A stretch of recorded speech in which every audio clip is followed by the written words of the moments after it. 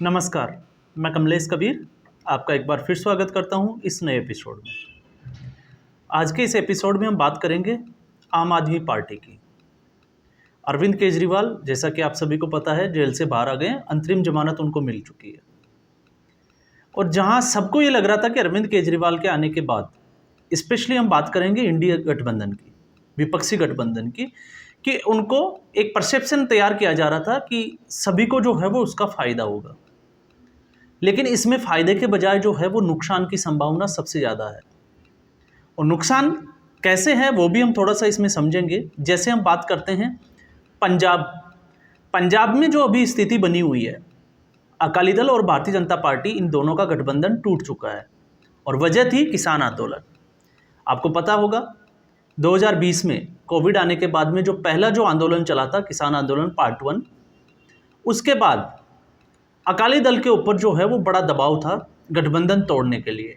नहीं तो आपको ये भी पता होगा कि हरसिमरत कौर बादल, जो कि केंद्र में जो है वो कैबिनेट मिनिस्टर थी, उन्होंने इस्तीफा दिया दबाव में आके, और उसके बाद में दोनों पार्टियों का गठबंधन टूट चुका। और जब 2019 के लोकसभा चुनाव हुए थे, तो अब तक की अगर हम बात करें, जितने भी जो लोकसभा चुनाव हुए हैं, जब से अकाली दल और भारतीय जनता पार्टी का गठबंधन हुआ है, कभी भी भारतीय जनता पार्टी जो है वो इंडिपेंडेंट चुनाव नहीं लड़ी, या इसको हम कह सकते हैं कि वो ज़्यादा सीटों पे चुनाव भी नहीं लड़ी।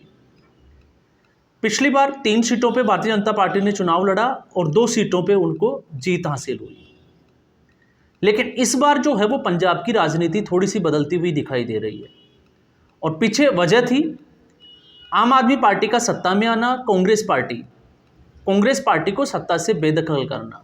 लेकिन इसको हम कांग्रेस पार्टी सत्ता से बेदखल हुई, हम ऐसा नहीं कहेंगे।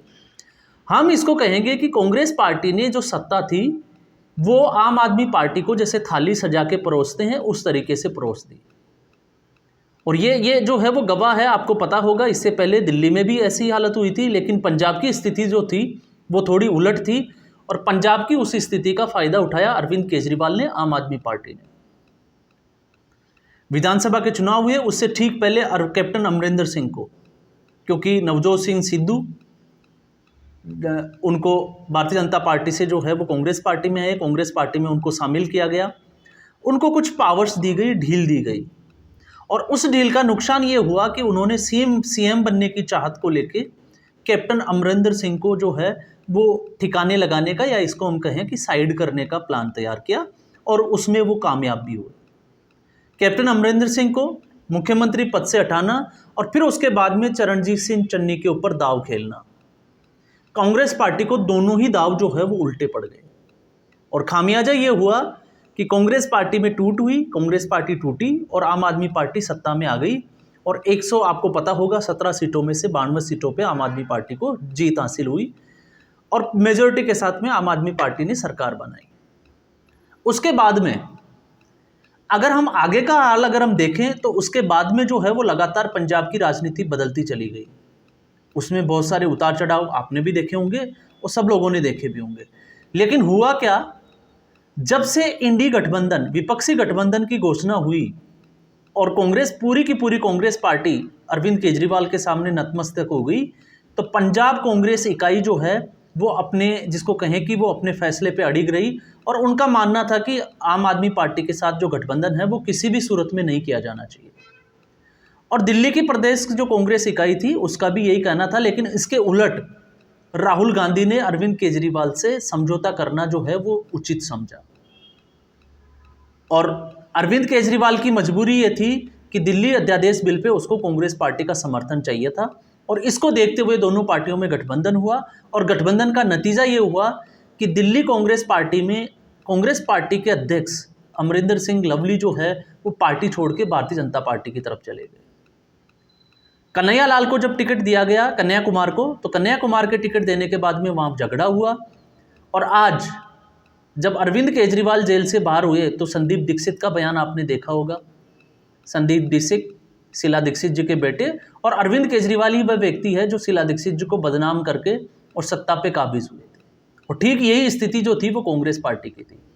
तो अब अरविंद केजरीवाल के आने के, क्योंकि कांग्रेस पार्टी को ये लग रहा था कि वो पंजाब में जो है वो आम आदमी पार्टी, क्योंकि आम आदमी पार्टी के ऊपर जो इंडिया अगेंस्ट करप्शन से जिस पार्टी का जन्म हुआ, आज वो भ्रष्टाचार के आरोपों पे घिरी हुई है और उसके जो आका है, उसके जो हेड है या उसको कन्वीनर जो है अरविंद केजरीवाल, वो जेल में है।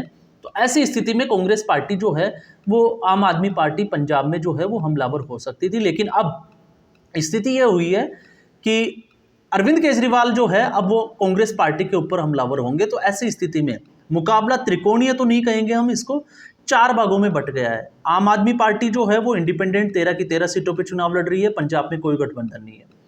कांग्रेस पार्टी वो भी 13 की 13 सीटों पे जो है वो चुनाव लड़ रही है। भारतीय जनता पार्टी इस बार पहली बार जो है वो पंजाब में 13 सीटों पे चुनाव लड़ रही है। और अकाली दल वो भी जो है वो लगभग सभी सीटों पे चुनाव लड़ रहा है। तो ऐसी स्थिति में अब कांग्रेस और आम आदमी पार्टी का जो झगड़ा है वो हमें देखने को मिलेगा, क्योंकि जैसे ही अरविंद केजरीवाल की रैलियां शुरू होगी वो सारी सच्चाई जो है वो जनता के सामने आ जाएगी। अकाली दल के जो है वो मतदाता जो है वो प्रौढ़ हो गए हैं, या हम इसको कहें कि पुराने जो मतदाता है वो अकाली दल के साथ जुड़े हुए हैं। लेकिन अकाली दल नवयुवकों को या नौजवानों को जो है वो साथ में लाने पे नाकाम रही है। तो ऐसी स्थिति में अकाली दल बहुत कुछ अच्छा कर जाएगी, ऐसी संभावना कम है। तो फिर एक पार्टी और बचती है, भारतीय जनता पार्टी। तो भारतीय जनता पार्टी आप देखिएगा, जब से आम आदमी पार्टी सत्ता में आई है उसके बाद एक के बाद एक बड़े नेता जो है वो पंजाब के वो अपनी अपनी पार्टियों को छोड़ के भारतीय जनता पार्टी की तरफ रुख कर रहे हैं। और इसमें कैप्टन अमरिंदर सिंह की बात करें या सांसद प्रणीत कौर की बात करें, इसके अलावा आप पंजाब की जो है वो संगरूर लोकसभा सीट से आपको पता होगा IAS अधिकारी जिनकी VRS जो है वो पंजाब गवर्नमेंट में अप्रूवल नहीं मिला, वो चुनाव लड़ रही है। इसके अलावा आपको ये भी पता होगा कि जो संतोख सिंह चौधरी, उनकी जो सीट खाली हुई थी, जो भारत जोड़ो यात्रा में राहुल गांधी के साथ जुड़े हुए थे, उनको हार्ट अटैक हुआ था, उसके बाद वो सीट खाली हुई। और सीट खाली होने के बाद में आपको सुशील सिंह रिंकू जो है वो वहाँ से आम आदमी पार्टी की तरफ से बाई इलेक्शन में चुनाव लड़े और वो संसद पहुँचे। उन्होंने पार्टी छोड़ी और वो भारतीय जनता पार्टी की शरण में चले गए। इसके अलावा रवनीत सिंह बिट्टू जो एक समय में राहुल गांधी के राइट हैंड माने जाते थे संसद में, आज वो कांग्रेस पार्टी छोड़ के और भारतीय जनता पार्टी की तरफ चले गए। और आपको पता होगा बेन सिंह जिनकी जो है वो मौत हो गई थी, और मौत कैसे हुई थी वो भी आपको पता है। तो ओवरऑल अगर हम देखें तो एक राष्ट्रवादी पार्टी, जिसको हम कह सकते हैं कि राष्ट्रवादी पार्टी की सोच के चलते इन सभी को लग रहा है कि अगर राष्ट्रवादी सोच है तो वो एक ही पार्टी की है, भारतीय जनता पार्टी की। ये ना मेरा परसेप्शन हो सकता है, ना ये मेरा अनुमान है, इन लोगों को देखते हुए। क्योंकि आप देखोगे रवनीत सिंह बिट्टू जो है वो अभी भारतीय जनता पार्टी का हिस्सा है और वो चुनाव भी लड़ रहे हैं। इसके अलावा सुशील सिंह रिंकू वो भी भारतीय जनता पार्टी का हिस्सा है। कैप्टन अमरिंदर सिंह जो खालिस्तानी विरोध रहे, खालिस्तानी जो सोच थी उसके विरोधी रहे हमेशा, वो भी जो है वो भारतीय जनता पार्टी का हिस्सा है।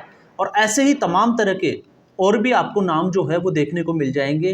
कांग्रेस के बड़े नेता और बड़े रणनीतिकार जाखड़, जिनका आपको सभी को पता होगा, वो ऑलरेडी भारतीय जनता पार्टी में है। तो इस पूरे अगर हम देखें घटनाक्रम को जो पिछले 1 से 1.5 साल में जो घटा है, उससे लग रहा है कि भारतीय जनता पार्टी के पास जो है वो एक एज रहेगा। और ऐसी स्थिति में अगर भारतीय जनता पार्टी 3 से 4 या 5 से 6 सीटें भी अगर निकाल लेती है तो ये इसके लिए भारतीय जनता पार्टी के लिए जो है वो आने वाले समय में एक बहुत बड़ी उम्मीद होगी। क्यों? क्योंकि किसान आंदोलन आपने देखा होगा कि किसान आंदोलन से जुड़े हुए लोग जो है वो कहीं ना कहीं आम आदमी पार्टी से भी जो है वो संतुष्ट नहीं है। भारतीय जनता पार्टी की हम बात कर सकते हैं क्योंकि भारतीय जनता पार्टी के जितने भी जो उम्मीदवार हैं उनका ग्रामीण इलाकों में विरोध हो रहा है। लेकिन उन्हीं इलाकों में से जो है वो कुछ ऐसे लोग भी हैं जो इस इतर सोच के जो है वो भारतीय जनता पार्टी की सोच से जो है वो एक, जिसको कहें कि हम इसको ऐसे समझ सकते हैं कि वो भारतीय जनता पार्टी की सोच के साथ मेल खाते हैं, या अब उनको लग रहा है कि नहीं, कुछ ऐसे एलिमेंट्स और रेडिकल्स जो है वो ऐसे समाज में जो हो चुके हैं, तो उनके लिए जो है भारतीय जनता पार्टी जो है वो इस समय बेटर ऑप्शन होगा। तो ऐसी स्थिति में बहुत सारे ऐसे जो है वो सोशल वर्कर्स वगैरह वो आपको देखने को मिल जाएंगे सोशल मीडिया वगैरह पे, तो वो सभी लोग जो है वो भारतीय जनता पार्टी पे जुड़ रहे हैं। तो मतदाता जो है वो लगातार, हाँ ये भी सच्चाई है कि हिंदू वोटर जो होगा वो इस बार जो है वो एक तरफा जाएगा, और जाहिर सी बात है वो जाएगा। राम मंदिर के मुद्दे के बाद तो वो डेफिनेटली जो है वो भारतीय जनता पार्टी के साथ ही जाना पसंद करेगा। इसलिए भारतीय जनता पार्टी के जो है वो एक एज रहेगा, और आम आदमी पार्टी और कांग्रेस पार्टी के बीच में जो लड़ाई होगी, तो उसका भी अब अनुमान ये लगाया जा रहा है कि इसका सीधा जो फायदा होने वाला है वो भारतीय जनता पार्टी को होगा। अकाली दल के ऊपर जो है वो बहुत बड़े आरोप है, और पंजाब में आपको पता होगा जब से कांग्रेस पार्टी आई और कांग्रेस पार्टी के बाद में आम आदमी पार्टी आई है, तो पिछले 10 साल का अगर हम देखें, 7 से 8 साल का, तो लोग जो है वो अकाली दल से जो है वो ऊब से चुके हैं। उससे छुटकारा पाने की एक जो सोच है वो चल रही है, और ऐसी स्थिति में आम आदमी पार्टी और अकाली दल, और हम कांग्रेस पार्टी की तुलना करें तो अकाली दल जो है वो इन सभी पार्टियों से बहुत पीछे दिखाई देती है। आम आदमी पार्टी का ये पहला लोकसभा चुनाव है, हालांकि विधानसभा चुनाव में उनको सफलता जो है वो अच्छी मिली, लेकिन वो इसको रिजल्ट में कितना तब्दील कर पाएगी ये कहना मुश्किल है। क्यों मुश्किल है? क्योंकि इस वक्त आम आदमी पार्टी जो है वो बड़े बड़े भ्रष्टाचार के आरोपों में घिरी हुई है। अरविंद केजरीवाल ये कह सकते हैं कि वो जेल से बाहर आ गए हैं, लेकिन उनको ये भी शायद पता होना चाहिए कि 2 तारीख को उनको वापस सरेंडर करना है, और कोर्ट ने अभी तो जो है उनको क्लीन चिट नहीं दी है, और ईडी की नज़र में वो जो है वो अभी भी किंग पिन है। तो ऐसी स्थिति में जो है वो अगली सुनवाई तक हमें देखना होगा कि अरविंद केजरीवाल और आम आदमी पार्टी का क्या असर होने वाला है। तो आज के एपिसोड में बस इतना ही। उम्मीद करूंगा आपको एपिसोड पसंद आया होगा। लाइक करें, वीडियो को शेयर करें और चैनल जरूर सब्सक्राइब करें। धन्यवाद।